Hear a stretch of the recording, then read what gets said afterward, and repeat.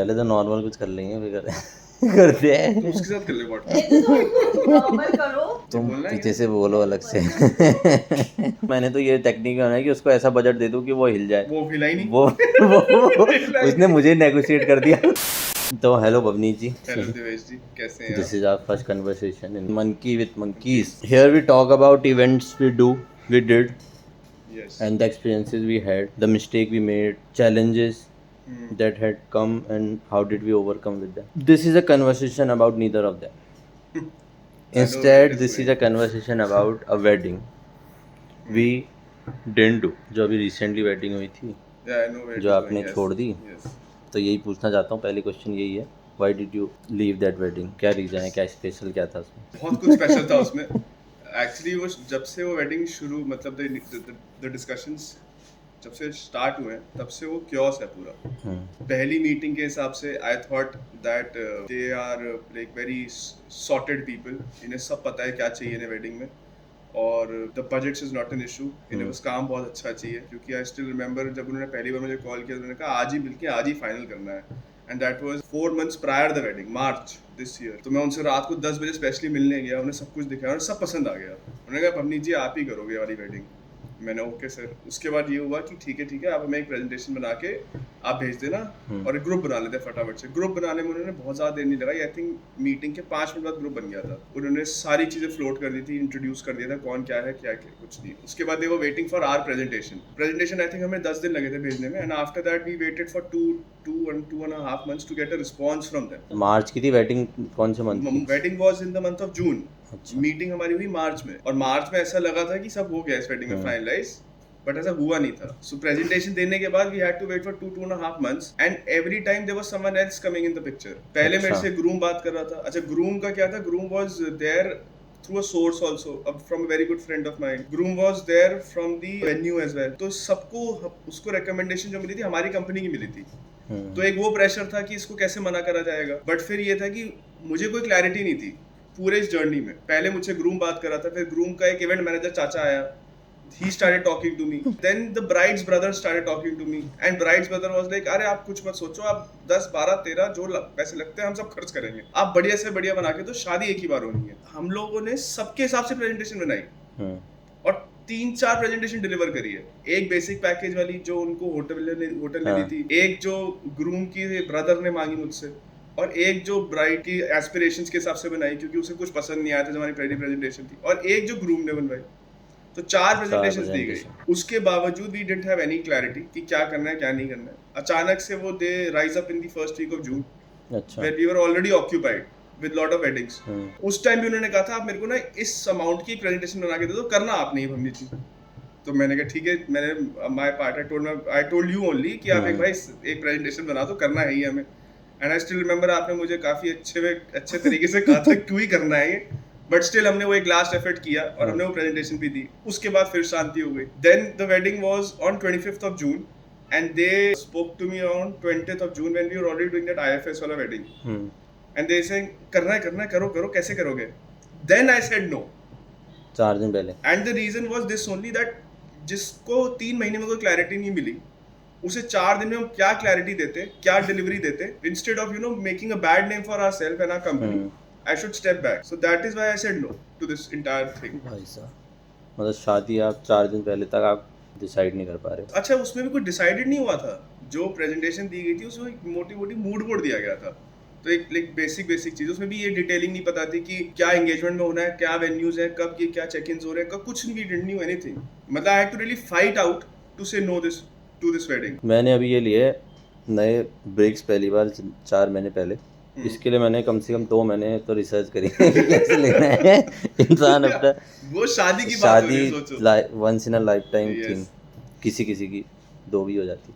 हाँ। तो कैसे रहा, मतलब मना करते हुए तो काफी उनको वो भी लगा होगा, मुश्किल हुआ होगा। जब मना करते पहले तो मैंने आप पे डाल दी थी बात, जो मुझसे नहीं हो रही थी, क्योंकि मेरे को जिसके थ्रू वो रेफरेंस आई थी उनका भी फोन आ रहा था, और ओनर का मतलब वेन्यू के ओनर की बड़ा प्रेशर था कि तुम ही कर लो, मैं तुम्हें पूरा सपोर्ट दूंगा। बट देन फिर जब बात ज्यादा ही ऊपर चलेगी, then I took over, and then मतलब literally it was a fight, लड़ाई हुई हमारे बीच में। वो the चाचा event manager that I was talking about, he was the one who spoke to me, and he was like कि अब हम कहाँ जाएंगे, अब क्या करना है। मैंने बोला सर आप check the group, you know, individual conversations over WhatsApp, check our communication. कितनी बार हमने कोशिश करी आपसे पूछने के लिए, हम लोगों ने हर बार बोला आपसे कि sir please respond. June is a very high heavy and tight month for us, but no one responded.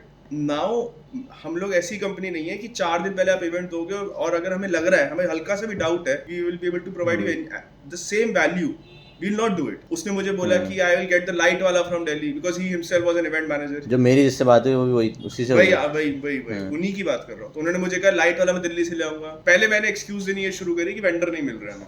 हाँ। फिर उन्होंने कहा अच्छा वेंडर नहीं मिल रहे, कोई बात नहीं। फिर पहले तो ओनर जो प्रॉपर्टी के, उन्होंने एक टेंट वाले से बात करके वहां से टेंट का सामान के, मतलब अब क्या बहाना मारूं। फिर इसने बोला मैं लाइट वाला भी दिल्ली से ले आता हूँ, मैं दादा भी दिल्ली से ले आता हूँ, मंडी में करा देता हूँ। मैंने जब आप सब कुछ आप ही कर सकते खुद ही कर लो। बट पॉइंट ये नहीं था। उन्होंने कहा उसने एक लाइन बोली मुझे कि ये मेरे स्केल का काम नहीं है। अच्छा, कर क्यों रहा है भाई? तो मैंने उससे बोला कि जब ऐसे जैसे आपके स्केल का काम नहीं है तो हमारे गाइडलाइंस के हिसाब से भी काम फिट नहीं होता ये वाला। मैं 3 दिन पहले, आज 23rd में हम बैठे हैं, परसों आपकी वेडिंग है और मैं अभी एक वेडिंग ऑलरेडी क्लोज कर रहा हूँ। मतलब I was doing the wedding that day 23rd, 24th को मतलब सब कुछ खत्म होता है उस वेडिंग में। तो आप कैसे एक्सपेक्ट कर सकते हो मैं सेम डे प्रिपरेशन करके नई चीजें बना दूं। प्रिंटिंग है, फ्लेक्सिंग है, फैब्रिकेशन है, वेंडर्स को राइट टाइम पे इन्फॉर्म करना है और कस्टमाइजेशन है। ऐसा तो नहीं है कि कुछ एक प्रोडक्ट बना हुआ है हमारा वो लाके लगा देना है बस। आपके अलग चॉइसेस है। Plus I was really worried कि जो ब्राइड थी उसकी एक्सपेक्टेशंस हमसे मतलब अपनी वेडिंग के रिगार्डिंग बहुत ज्यादा थी। एंड आई न्यू कि बाद में फिर क्योस होने से अच्छा है इसलिए स्टेप बैक कर दो। सो that's why I was totally against it. और बहुत लड़ाई के बाद मतलब इट वाज लाइक पहले बड़ी एमिकेबली बात शुरू हुई मेरी और उनकी, बट उसके बाद वो इतनी एक्सट्रीम तक चली गई कि he started shouting and I started shouting back. अच्छा। Because I didn't want to, I was very clear that I will not do this wedding. ऐसे वो वेडिंग हमें फाइनली हम उस वेडिंग से बचे हैं। आई वुड से बचे ओनली बिकॉज वो तो मतलब मना हो गई थी उसी दिन, मना हो गई थी या फिर और लंबा चला, कैसे हुआ? क्लियरली मना नहीं हुई थी। तो उसको मना करने के लिए भी हमने फिर एक ये को किया कि let's get another event planner for them. अच्छा। तो हमने पहले वो सॉर्ट किया कि कोई ना कोई ऐसा तो होना चाहिए जो उसको वेडिंग को टेक अप करे। We spoke to around like me 2-3 event planners, 1-2 tent वालास to do this wedding. Plus वो डेट सबके पास बहुत हैवी थी, बट फॉर्चूनेटली डेट तो बहुत हैवी थी। 25-26 June was really heavy date. So fortunately we got a event planner जो एग्री करा, बट उसका एग्रीमेंट भी उस रात को ऐसा एग्रीमेंट नहीं लगा था कि एकदम सर्टेन है। सो बट उसने कहा भाई आप चिंता मत करो, I will do this wedding, मैं कर लूंगा, बस आप मुझे यहाँ सपोर्ट कर देना। तो मतलब आप ही ने वेडिंग करी, किसी और से करवा दी हो? हाँ, मतलब हमने किसी को सबलेट कर दी एक तरीके से। तो उससे आपने क्लाइंट से तुमने फिर वेटिंग करी या फिर किसने सबलेट? नहीं, सब उसी ने करा। The entire dealing, the design was shown by him only. We just supported him in collaterals because he wanted कि डिजाइन्स कोई कर दो मेरे लिए, ये सब कर दो। वी डिड दैट फॉर हिम, बट उसके अलावा हमने कुछ नहीं करा उस क्यों किया इतना? मतलब झगड़ा हो गया था फिर? ये झगड़ा उस सेंस में हुआ था दैट हमें ना बोलनी थी क्लाइंट को। You can not compromise on someone's happiness. अब वो ब्राइड एंड ग्रूम है, उनको तो कुछ पता नहीं कि उनके रिलेटिव्स ने उनके साथ क्या क्योस मचाया, because they were not in the picture. At the end of the day वो सफर करते ना, ये सफर करते ना उनका ब्रदर सफर करता, ना कोई और सफर करता। They and the main families would have been suffering. So that's why I took a decision कि यार उनको एक बंदा दे दो जिससे उनका काम हो जाए, अच्छे से हो जाए। सो जिससे मैंने बात करी थी तो he agreed and that is how it took place. मतलब उसने कर ली? हाँ, उसने कर ली। मतलब उसने अच्छे से करेगा। वही डिलीवरेबल उसने दे दिए जो हमने दिए? मतलब क्या किया उसने, अपना नया से फिर शुरू किया जीरो से? उसने जीरो से ही स्टार्ट करा। आई थिंक 24th को दे वर चेकिंग इन, तो 24th को ही उसकी मीटिंग हुई है कि कल मुझे क्या करना है। एक दिन पहले? हाँ, तो उसी दिन उनका चेक इन था, उसी दिन उनकी मीटिंग हुई, देहरादून में उनकी मीटिंग हुई थी। एंड उसी दिन सब डिसाइड हुआ था। उसी दिन उसने एडवांस भी उठा लिए। एक्चुअली दोनों साइड्स के पास कोई ऑप्शन थे नहीं ना। हाँ। और इनके पास तो बिल्कुल ही ऑप्शन नहीं था जिनकी शादी थी, because nobody would have agreed to do such thing on a very short notice। तो वो माने, इसके बाद भी कुछ ऑप्शन नहीं था, इसको भी करनी थी एक दिन पहले। तो जो वो डिलीवरी बेस्ट दे सकता था as per the availability from his vendors and his own inventory, और जो इनको बेस्ट मिल सकता था, वो कॉम्बिनेशन बनके वेडिंग एग्जीक्यूट हो गई। तो हमारे क्या चैलेंजेस क्या थे हमारे? मतलब हम लोग कर सकते थे उसको 4 दिन पहले या फिर क्या दिक्कत थी? हम मतलब हमारे पास चैलेंजेस थे? हमारे पास चैलेंजेस या हमने बहुत थे, इसलिए छोड़ दी कि चलो यार बहुत ज़्यादा ही हो गया, तब से लगे हैं, फॉलो अप ले रहे हैं, कोई मतलब नहीं है? दिवेश, इसके 2 रीजंस थे। पहला यही रीजन था कि जो हम लोगों ने इतना स्ट्रगल करा इनके पीछे, इतना एफर्ट मारा इनको पूछने के लिए, इनके लिए इतनी प्रेजेंटेशंस बनाई, इनके लिए बार बार कॉल कर रहे हैं, मैसेज कर रहे हैं, व्हाट्सएप पे रिस्पांस मांग रहे हैं, कोई दे नहीं रहा था। तो एक रीजन तो सबसे बड़ा यही था और दूसरा ये था कि हम लोग ऑलरेडी एक बड़ी वेडिंग कर रहे थे 21 to 23 जून हमने ऑलरेडी एक बड़ी वेडिंग एग्जीक्यूट की थी। उसके बाद एक दिन का जो हमें टाइम मिल रहा था रिसोर्स करने के लिए वो हमारे लिए कम था क्योंकि हमारी पूरी टीम वहाँ इन्वॉल्व थी। There was nobody back at the office जो पहले से रिसोर्स कर सकता हमारे लिए। एंड जब पूरी team we were around 8-9 people there at the venue plus all our vendors are there, हम लोगों के लिए रिसोर्स टाइम बहुत कम था। And the kind of company we are trying to build, I don't think so कि हम लोग एक जिसे मैं कहता हूँ कच्चा लालच करके वेडिंग तो कर देते हैं। और कुछ लोगों के हिसाब से हमारे लिए ईजी भी थी वेडिंग क्योंकि हमारा तो सामान वही था। इनफैक्ट उसके चाचा जी ने मुझे यही कहा तो सामान वही है, सब कुछ वही है, बट हमें सेम डिलीवरी नहीं देनी थी। तो that is why we decided that नहीं करनी वेडिंग है। The kind of company we have, हमारे पास सब कुछ ही है। मतलब हम लोग वेंडर्स भी रिसोर्स कर लेते हैं। हमें वेंडर ने मना, किसी वेंडर ने मना नहीं किया कि हम नहीं करेंगे काम या हमें नहीं पता। हमने मना करा, हमारी गट ने मना करा कि नहीं कर सकते यार, वी विल मतलब we have a very bad name. उसके बाद I got a call from the same person जिसने रेफर किया था। व्हेन ही आल्सो अंडरस्टूड कि यार भवनी तू इसलिए मना कर रहा है, ऐसे थोड़ी सोच हो के कोई जागेगा and then you have to admit no it is not a मतलब आप मार्केट में जाके कुछ सामान लेने नहीं गए हो, it is a dream. And मतलब मैं ड्रीम्स को I can not just do it in one day fulfil, I can not fulfil that in one day, right? तो वो कैसे हो जाएगा? He also made an effort, he also got them connected to lot of event company, but किसी के पास उस दिन डेट खाली नहीं थी। So it was fortunate, we were fortunate enough that हमें एक बंदा मिला जिसने वो एग्जीक्यूट कर दिया हमारे बिहाफ पे, and we supported him in least way we could. मतलब हो गई बढ़िया से शादी हो गई, खुश हैं। जनरली कितना टाइम चाहिए होता है, मतलब कितना होना चाहिए मिनिमम टाइम की भाई इस तक तो कर ही दो, इससे लेट तो नहीं होना चाहिए क्योंकि हमें भी काम करना है और चीज़ें अच्छी से मतलब करना हो, तो कितना टाइम चाहिए हम लोगों को minimum? As per me, we should at least get a wedding 3 months prior the exact wedding date. अगर उसमें कस्टमाइजेशन, उसमें कुछ दिमाग लगाना है, क्रिएटिवली कुछ करना है, अगर आपको बेसिक काम करना है तो आप कभी भी कर सकते हो। बट देन अगर उस वेडिंग ऐसी है जिसमें आपको you have to do a lot of creativity, you have to get build new things, you have to create new things, customizations करनी है, तो आपको 3 महीने का टाइम चाहिए। बिकॉज एक जर्नी होती है, designing is also journey, right? तो मतलब हर चीज एक जर्नी है। आपको समझना पड़ता है क्लाइंट को, आपको ड्राफ्ट्स भेजने पड़ते हैं, आपको अप्रूवल्स लेने पड़ते हैं फाइनल। सो ये सब में टाइम लगता है। एंड इट्स नॉट दैट हमें एक ही वेडिंग करनी होती है, there are lot of weddings in the pipeline. अगर मैं एवरेज टाइम आउट निकालूं तो 3 महीने में बेयर मिनिमम चाहिए किसी भी वेडिंग को एग्जीक्यूट करने के लिए। और यहाँ 4 दिन थे, यहाँ एक दिन था यार। 23 को वी वर टॉकिंग, 23 की मॉर्निंग में ही स्पोक टू यू, एंड जब हमने उसको बोला कि हम अच्छा कोशिश करते हैं, अब बस वही I think we made a mistake, जब हमने कह दिया कोशिश करते हैं। नहीं वो दरअसल ना मना करना थोड़ा मुश्किल काम भी है। जब मेरे लिए, मैं तो बिल्कुल यस मैन जैसा आदमी हूँ, तो मेरे लिए तो सबसे ज़्यादा टफ काम यही है। मेरे को भी लगा था कैसे करेंगे, बट जब आप अड़ जाओ, जब आपको नहीं करना तो फिर आप नहीं करोगे ना। अब क्या उससे कुछ हुआ नहीं, उससे एक मोमेंट के लिए we got a bad name कि इन्होंने लास्ट मोमेंट में मना कर दिया। बैक स्टोरी किसी को पता नहीं होगी कि क्यों मना करा। एक टाइम के लिए हम सबको लगेगा कि फोर्थ मंथ ने मना कर दिया, बैड, ऐसे कमिटमेंट की नहीं है, बट वो एक ही दिन का है ना। अगर वो वेडिंग खराब हो जाती तो 10 लोग, venue, the person who referred us, you know the entire clan of that family would have said bad things about us forever. और पैसा भी जाता, बिल्कुल जाता। नहीं फिर वो ऐसे आप वो भी करो ना, थोड़ा लड़ाई हो जाती है तो बंदा जबरदस्ती they find reasons to cut your money. तो ग्रूम ब्राइड को रहना चाहिए वेडिंग में, मतलब इन्वॉल्व तो उन्हीं को, उनका मेन डे है। मतलब एक्चुअली उन्होंने क्या किया ना कि they were very much relying on the chacha who was an event manager from the very first day. I had the meeting with the bride groom only on the first time. जब पहली बार मिला था तभी मैं ब्राइड ग्रूम से मिला था। उसको तो मतलब ज़्यादा वो होना चाहिए, वो तो इवेंट प्लानर को तो पता ही होना चाहिए कि यार इतना चीज़ें हैं, ऐसा है, पहले कर लो, बुक कर लो। वो भी मतलब हवा में था बंदा। आई एम नॉट श्योर उसके क्या चैलेंजेस रहे होंगे। मुझे लगता है वो भी थोड़ा प्रेशर में होगा क्योंकि एक तो वो इस प्रोफेशन से था, प्लस उस फैमिली का रिलेटिव भी था। वो भी वेडिंग्स कर रहा होगा, कहीं ना कहीं क्योंकि उसने पीक सीजन था, सो वो पिस गया है आई थिंक। बट हाँ, अगर वो थोड़ा सा सिंसियर होता और अगर वो पहले से ही चीजें बोल देता कि यार ये ऐसे नहीं कर पाएंगे हम काम, उसको पहले ब्लॉक करो। And he was telling me every time, मैंने तो आपको पहले दिन से ब्लॉक करा है। मैंने बोला ब्लॉक कैसे करता है? If you were supposed to block me, how do you block us for your wedding? देगा एडवांस, देगा कुछ। You will either give us advance, we will give you an element sheet which will be the final element sheet, we'll give you the final designs। हम ये 3-4 चीजें आपको देंगे, एक folder होता है ना प्रॉपर जिसमें सब चीजें कंबाइंड होती है, वो आपको हमने दी नहीं, आपने हमें कुछ दिया नहीं, तो आपने ब्लॉक किससे करा और कैसे करा? खाली बोल दिया। बोलने से कहाँ ब्लॉक होता है? This is what I told him also कि आपके कहने से ब्लॉक थोड़ी हो जाता है। आपने कह दिया आप करोगे वेडिंग, बाय चांस आप 2 दिन पहले मना कर देते तो मेरी तो डेट भी ब्लॉक हो जाती। तो आई हैव केप्ट, मतलब आपको भी पता है हमने वो डेट्स ओपन रखी थी। उनकी तो डेस्टिनेशन वेडिंग भी थी, लोकल होती तो एक बार फिर भी अलग था। So that was the entire challenging. कभी किया आपने, कभी पहले ऐसे कोई इवेंट किया, एक दिन पहले, 2 दिन पहले? बिल्कुल किया है। और सबसे पहला इवेंट ही हमारा बड़ा, मतलब सबसे बड़ी वेडिंग जो हमने सबसे पहली की थी वो भी हमें 3 दिन पहले मिली थी।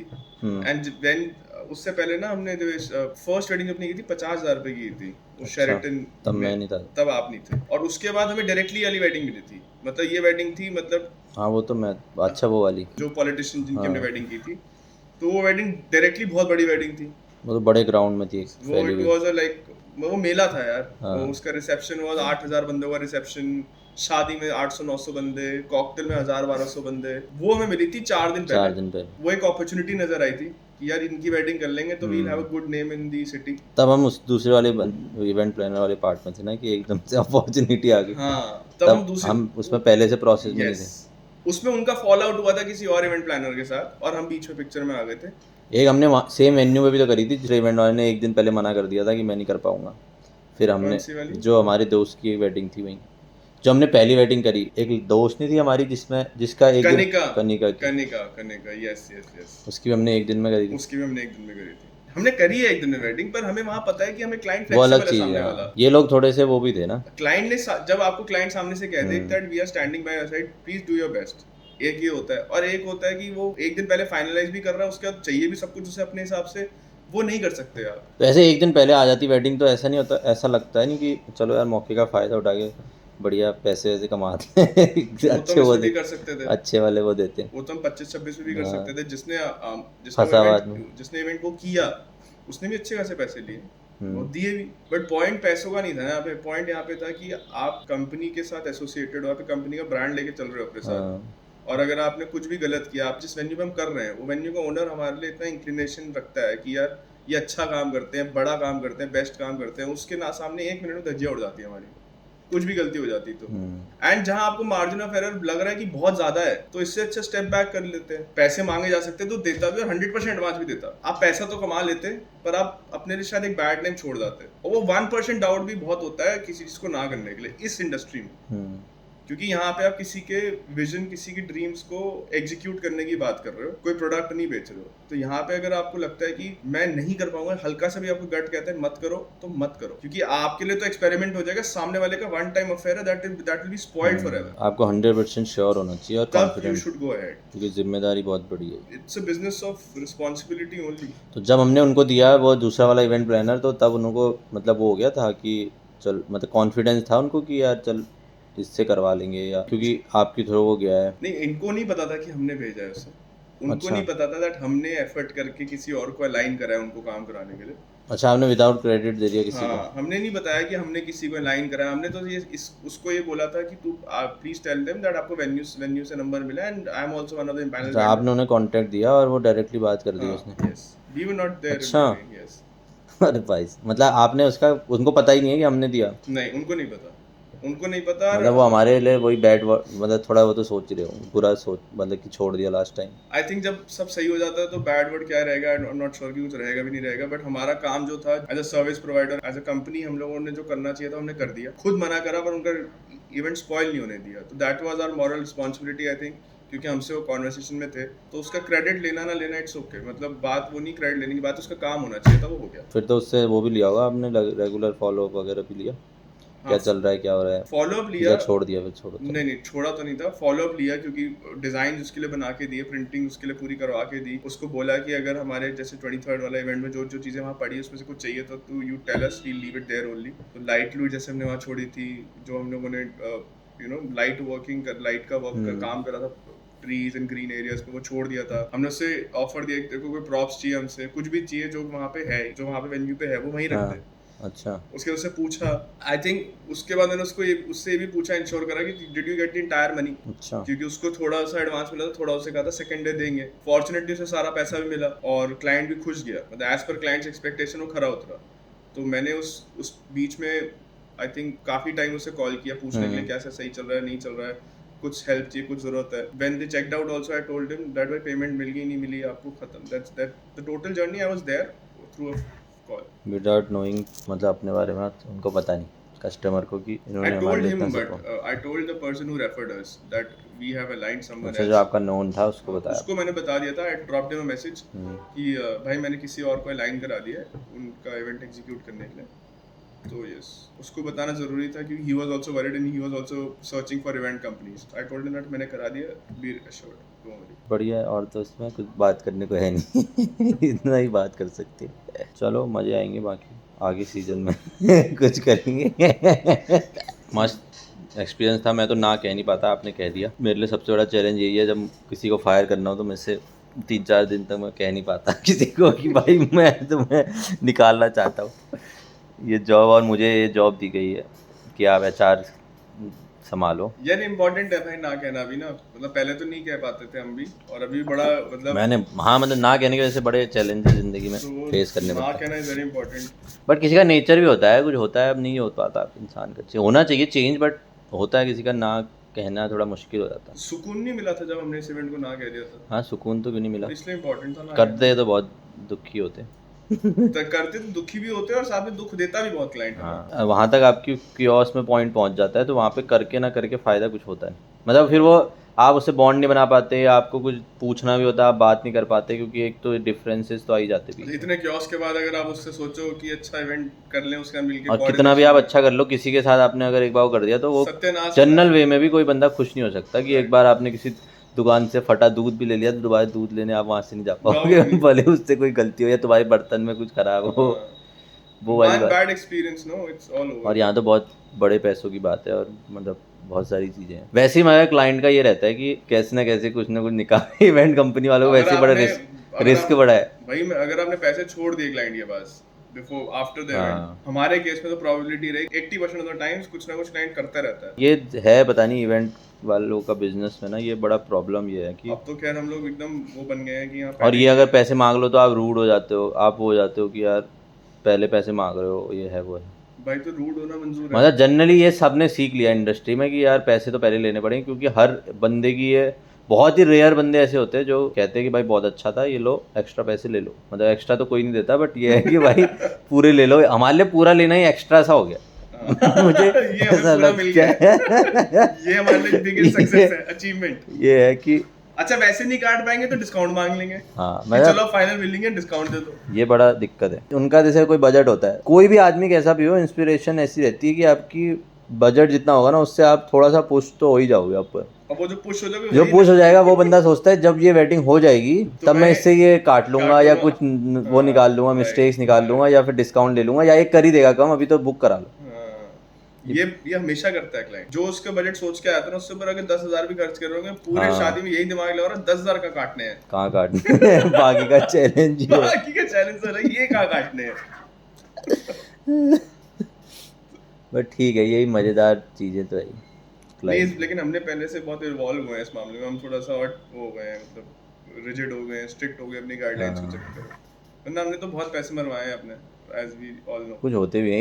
एक क्लाइंट था, मतलब उसका हमने फोटोग्राफर बुक करा था, तो फोटोग्राफर की मीटिंग ऑफिस में कराई थी। तो वो दरअसल गुजरात का ही कोई क्लाइंट था, बड़ा अच्छा क्लाइंट था। तो उसकी वेडिंग जयपुर में थी, तो उस फोटोग्राफर ने सपोज उससे लिए, जैसे उसने बोला 10 लाख रुपए मैं लूँगा इस पूरे शूट से, पूरा वीडियो ये सब बहुत लेविश वो था उसमें। मतलब फिर वो तो सेलिब्रिटी फोटोग्राफर आएंगे, ये सब बहुत वो चला। मतलब वो ऐसा बंदा था, वो कह रहा था भाई 10 की जगह आप मेरे से 12 ले लो, बट कॉम्प्रोमाइज़ मत करना। अब उसने बाद में दिए ही नहीं दिए, मुझे नहीं पता। उसने कहा मैं 10 नहीं आपको 12 दूंगा। मतलब खुद से वो बंदा नेगोशिएट नहीं कर रहा, वो बढ़ा रहा है, क्योंकि 10 से ज्यादा डरना चाहिए, वो पता है ये वालों से ज्यादा डरना चाहिए, क्योंकि ये जो है बट ना, मुझे लगा वो अच्छा, मतलब पता नहीं, मुझे तो सही लगा वो। बाद में उसने क्या किया, मैंने फॉलो ये किया। जो ज्यादा दिल खोल के बात करते हैं ना कि आप क्वालिटी कॉम्प्रोमाइज मत करना, आपने 10 दिया ना, मैं 12 दूंगा आपको। नहीं वो, और अगर मैं खुश हो गया तो पैसे सामने वो लेकिन वो मतलब बड़े वैसा नहीं था। मतलब जैसे वो ना बड़ा हाथ जोड़ के बोल रहा था, ऐसा नहीं था कि वो बड़े वैसे कह रहा था जैसे होता लाउड सा नहीं था वो कि अरे भाई ये दे देंगे। वो ऐसा था कि मेरी बेटी की शादी ये वाले तो और खतरनाक है। ये जब हाथ में हाथ खोलते हैं ना तो पैसे समझते हैं ना, तो ये वाले तो और खतरनाक है। मतलब मैं अपने एक्सपीरियंस से बता रहा हूँ कि मैं सेल्स करता हूँ भाई। मैंने जितनी बार एक क्लाइंट देखे ना जो ऐसे हाथ जोड़ के बहुत अच्छी बातें करते हैं, बेटा बेटा करके बात कर देना, तो ये सबसे डरावने हैं। मतलब they are the client to be very careful. मतलब आपको उनके साथ बहुत केयरफुल रहना पड़ता है। और डिप्लोमेटिक खेलते हैं, ये बहुत डिप्लोमेटिक होते हैं। ये बेटा करके आपके साथ एकदम फैमिली रिलेशन बना के और ये सब चीजें करके आपको लगेगा स्प्लिट पर्सनैलिटी है। ये शादी तक कुछ और होते हैं और शादी के बाद एकदम बदल जाते हैं। वो डिप्लोमेटिक, वो And पहले फिर आपको अपने आप पे गुस्सा आता है कि यार मैंने इसके लिए इतना सोचा, मैं आउट ऑफ द वे जाके इसके लिए काम करा, इसने छोटी मोटी चीजें बोली, मैंने सोची भी नहीं, कर दी, फिर आपको अपने डिसीजंस और अपने गट पे गुस्सा आता है कि यार मैंने क्यों करा होगा इसके लिए। हाँ मतलब ये बड़ा होता है ये वाली चीज़ ना, कि जैसे आप जैसे सोचते हो कि यार ये बंदा बड़ा हुआ है, ये भयंकर माँ बहन कर देगा, या मतलब ये बड़ा इसके बड़ा पर्टिकुलर है, इसकी वेटिंग ऐसी करनी पड़ेगी, पैसे काटेगा वो, और वो बंदा बड़ा स्वीट निकलता है, मतलब वो वेटिंग क्योंकि वो बहुत क्लियर होता है पहले से, तो वो बड़ा सही निकलता है। और जो ये करते हैं कि आप जैसा करना है कर दो, आपको आप पे भरोसा है हमें, ये वो जब बोल, ये बिल्कुल वो बड़ा परेशान करता है लास्ट, मतलब बहुत मैंने ये गौर किया है ऐसा। But what I have learned is ना, treat every client as one, same. हाँ हमें तो सबको एक ही पैटर्न के साथ ट्रीट करना पड़ता है। आप किसी के लिए भी सोचो, चाहे कैसा भी हो, चाहे वो लाउड बोलने वाला अच्छा निकले, चाहे कम बोलने वाला बहुत खराब निकले, आपको सबको एक जैसा ट्रीट करना है, प्रोफेशनली ट्रीट। हाँ हमें तो ऑर्गेनाइजेशन की तरह करना है, जिसकी कोई पल्स ही नहीं है, मतलब वो तो उसको ना जनरल अपनी वो लेवल पे नहीं ट्रीट कर सकते आप। आपको एक जैसे ट्रीट करना है, तो आप सबके साथ एमिकेबल रिलेशनशिप्स भी बना पाओगे, और आप उनसे सब चीजें मतलब गिव एंड टेक रिलेशनशिप अच्छा रहेगा। आप उनको सर्विस दोगे, वो आपको मनी देंगे, मतलब आपकी पॉलिसीज आपसे ऊपर होनी चाहिए, वो पर्सनल लेवल में नहीं होना चाहिए। तो 25-26 की शादी को ना करके बड़ा सुकून मिला था भाई, जितना शायद शादी करके किसी की नहीं मिला। वो उसके बारे में बात करना जरूरी था, वो बहुत टफ था। And it is for everyone of us whomsoever is listening to us also, और जो आने वाले लोग भी, अगर हल्का सा भी आपका गट 0.1% भी कहता है शादी नहीं करनी चाहिए या ये इवेंट नहीं उठाना चाहिए, तो मत उठाओ भाई। ये मत सोचो that how much money it's bringing, but how much it will take out from you, the energy, your name and lot of other things from you. आपको self doubt हो जाएगा इवेंट करने के बाद, तो even 1.1% don't do it। मैं regret कोई नहीं, आपको रिग्रेट कोई नहीं, ना zero। गए। खुशी है कि मैंने ना गए। खुशी इस बात की है कि मैं ना कह पाया, बड़ा रिजिड था अपने स्टैंड पे, I took a stand and I said no. खुशी इस बात की, जो मेरे लिए हमेशा से वीकनेस रही है कि नहीं हो पाता मेरे से, वो मैंने उस टाइम कर दिया, वही खुशी है बस। अब तो यूं ना होते रहे, मतलब जब जरूरत पड़ेगी तो ना बोलना पड़ेगा। अब सबको ना नहीं बोलेंगे, मैं नहीं बोल पाया हूँ अभी, उससे मैं सीखना पड़ेगा, हो जाएगा मुझे। मैं जब फोन में बात कर रहा था ना, तो मैं बड़ा ही कभी हकला रहा था, कभी हिकअप्स आ रहे थे, यार क्या कर रहा हूँ मैं, क्या कर रहा हूँ, मुझे बेचारा मैंने तो वो भी मैंने जब फोन में मेरे को आपने बात कराई, तो मैंने तो ये टेक्निक बनाई कि उसको ऐसा बजट दे दूं कि वो हिल जाए। वो हिला ही नहीं, वो उसने मुझे नेगोशिएट कर दिया। वो हिला ही नहीं। उसने मुझे इमोशनल कर दिया कि भाई हम कहाँ जाएंगे इस टाइम पे लास्ट में। जो उसने कहा ना मुझे, तो मुझे लगा यार नहीं, मैंने दिमाग मैं तो एक समय सोच भी रहा था कर ही लेते हैं फिर, नहीं बट फिर बहुत मुश्किल हो जाता। बट ठीक किया हमने, बहुत बढ़िया किया। I don't regret. अगर इवेंट वाला नहीं मिलता फिर क्या करते हैं? Good question. मिल जाता है बड़े हम भी तो थे ही कभी, फिर ये जब हैवी डेट में आज नहीं हो पाते हैं, वो अलग बात है। तो मिल जाता कोई ना कोई। इंटेंशन सही थी ना, बट उस इंटेंशन बंदे गलत ने नहीं थी। इंटेंशन हमारी ये नहीं थी कि क्लाइंट का इवेंट खराब हो, इंटेंशन हमारी ये थी कि हमें ना करना है। Simple difference. इंटेंशन खराब नहीं थी तो इससे सब कुछ हो जाएगा। हमने तो इतना नहीं ढूंढा, वहां तो जहाँ थे वहाँ सिग्नल भी नहीं आ रहे थे। हाँ वहाँ तो सिग्नल भी नहीं आते, सबसे बड़ी प्रॉब्लम तो यही है, वहाँ सिग्नल नहीं आते। उसने बात करना भी एक टफ काम था, मतलब और साथ में वेडिंग अलग चल रही थी वहाँ पे। वो अलग चल रही थी वो। अच्छा वो एक वेडिंग नहीं थी, पर उसके बारे में हम आएंगे नेक्स्ट पॉडकास्ट में। वो एक दिन में एक वेन्यू पे 2 वेडिंग्स थी। ये इंट्रो है नेक्स्ट पॉडकास्ट का, तो अगले पॉडकास्ट में हम बात करेंगे 2 वेडिंग के बारे में, जो एक ही वेन्यू पे थी, एक ही डेट पे थी। काफी चैलेंजिंग सीजन रहा है ओवरऑल हमारा यार। तभी तो हमने बनाया पॉडकास्ट। सीखने को बहुत मिला है ना, बहुत ज़्यादा सीखा है इस बार। बाकी सब बढ़िया रहा। और अगर आपने देख लिया गलती से हमारा पॉडकास्ट, आपकी शादी की बात हो रही है, प्लीज़ गालियाँ मत दीजिए कमेंट में कि सालों तुमने छोड़ क्यों दी। और अच्छा एक्सपीरियंस रहा होगा सबका, आपका भी। चलो जी, मज़े आए। अब अगले टॉपिक में बात करेंगे कभी। डन। अब आप हमसे पूछिएगा कुछ सवाल। मैं सवाल तैयार करता हूँ, आप जवाब तैयार करो। ठीक है जी, डन भाई, धन्यवाद। Okay bye.